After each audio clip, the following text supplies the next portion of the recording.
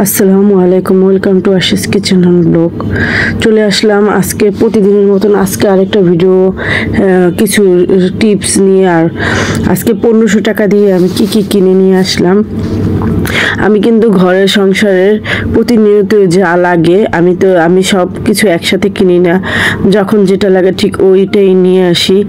আজকে দেখো আমার 2টা ড্রয়ার কিনে নিয়ে আসছি, যেটা আমার দরকার প্রয়োজনীয় জিনিস জারেফেল থেকে নিয়ে আসছি। একটা ড্রয়ার, এটা আনছি ছোট মেয়ের টুকিটাকি জিনিসপত্র রেখে দেওয়ার জন্য।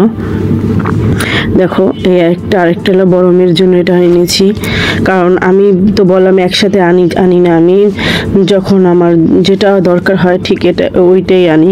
আর আমার প্রতিদিন শুক্রবার একটা করে বাজার থাকে, দেখা যায় আমি যদি ঘুরতেও যাই বাচ্চাদের নিয়ে তাহলে আমার 1-1.5 টাকা খাবার খরচ হয়, বা চাইনিজে গেলে আমার চাইনিজের খরচ হয়। এই কারণে আমি সেটা নষ্ট করি না।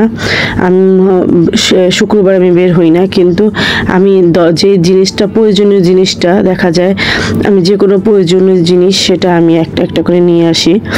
আমার 2 রুমের একটা রুমের ঘড়িটা নষ্ট হয়ে গেছে, আজ আবার একটা ঘড়ি নিয়ে আসলাম। দেখো ঘড়িটা কিরকম হয়েছে। আমার বাজেট দিয়ে আমি বাজেট একটা নির্ধারিত করে ঠিক ওই বাজেটের ভিতরে কিনে নিয়ে আসি।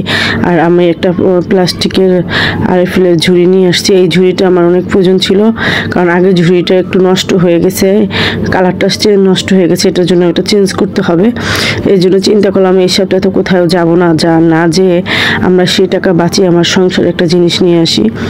আমি আর তোমার ভাইয়া ঠিক এই কাজটাই করি, কারণ আমরা ঘোরা যায় প্রতিদিনই, প্রতি সপ্তাহে একবার করে ঘোরা যায়, কিন্তু আমি সেটা করি না।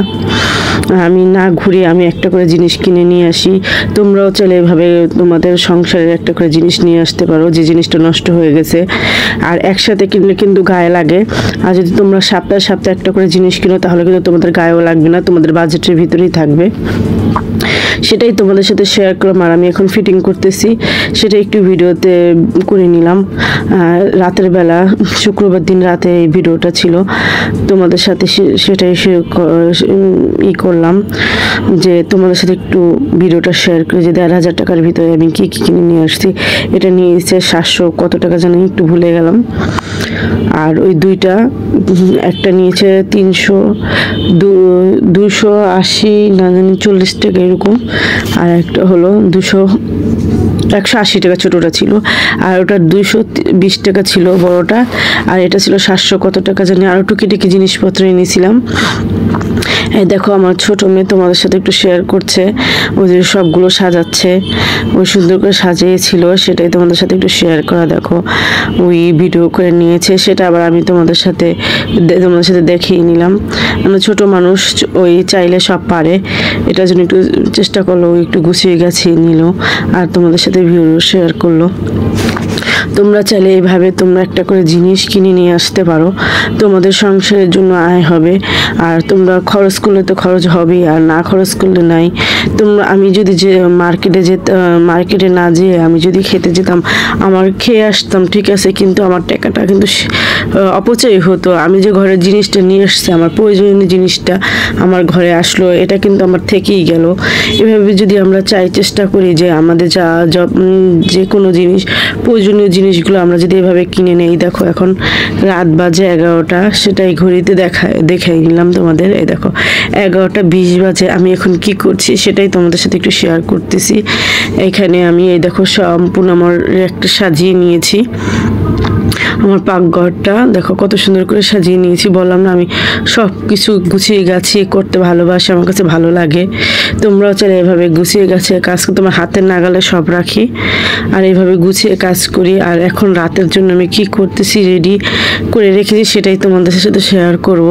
তাওয়া বসিয়ে দিয়েছি তেল, তোমার ভাইয়া মাছ ফ্রাই খাবে।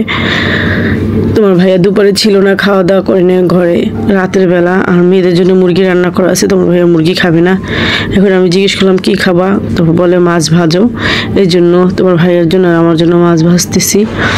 এই মাছটা আমি একটু চালের গুঁড়া দিয়েছি, হলুদ মরিচ লেবু সব কিছু দিয়ে আমি এই মাছটা ই করে নিয়েছি। দেখো একদম আমার মাছটা কিন্তু সুন্দরভাবে ভাজাও হয়েছে, লাল করে ভেজে নিয়েছি।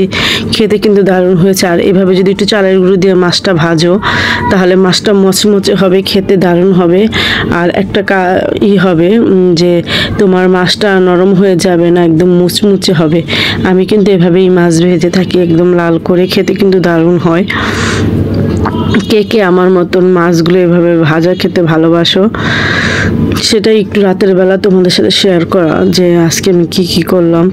শুক্রবার দিনের বেলা তো না, সন্ধ্যা থেকে নিয়ে রাত পর্যন্ত তোমাদের সাথে একটু ভিডিও শেয়ার করার।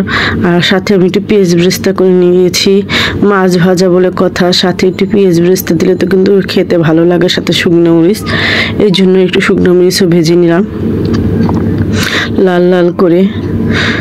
দারুণ লেগেছিল। এভাবে তোমরা যে কোনো মাছ ফ্রাই করতে পারো, সাথে একটু পেঁয়াজ বেরেস্তা শুকনো মরিচ, সেই টেস্ট লাগে। কে কে খাও আমার মতন একবার হলো কমেন্টের মাধ্যমে জানাবে। আমার ভিডিওটা যদি ভালো লেগে থাকে কোনো অংশে তোমাদের মূল্যবান মতামতটা জানিয়ে দেবে। আর যদি আমার ভিডিওতে কোনো কথায় কষ্ট পেয়ে থাকে তবে তো ক্ষমার দৃষ্টিতে দেখবে। আর তোমরা চাইলে আমি যেভাবে প্ল্যান করে কাজ করি, এভাবে প্ল্যান করে কাজ করলে তোমরা উপকারে আসবে। তোমরা সবাই চেষ্টা করবে। আর এই যে এখানে আলু ভেজে নিচ্ছি, এই আলুটাও ভাজা খাবো মাছে ভাজার সাথে, ভালো লাগে খেতে, এই কারণে আলুটাও ভেজে নিলাম সুন্দর করে লাল লাল করে। আলুটার ভিতরে আমি একটু চালের গুঁড়া দিয়েছিলাম, একদম সুন্দর ভাজা হয়েছিল, খেতে কিন্তু দারুণ লাগছিল আমার কাছে। আর তোমরা কে কে খাও, যারা যারা পছন্দ করে খাও এভাবে বানিয়ে খেতে পারো। আর আজকে আমার জিনিসগুলো কীরকম হয়েছে আর আমার আইডিয়াটা কীরকম হলো অবশ্যই তোমরা জানাবে তোমাদের কমেন্টের মাধ্যমে। সবাই ভালো থাকবে।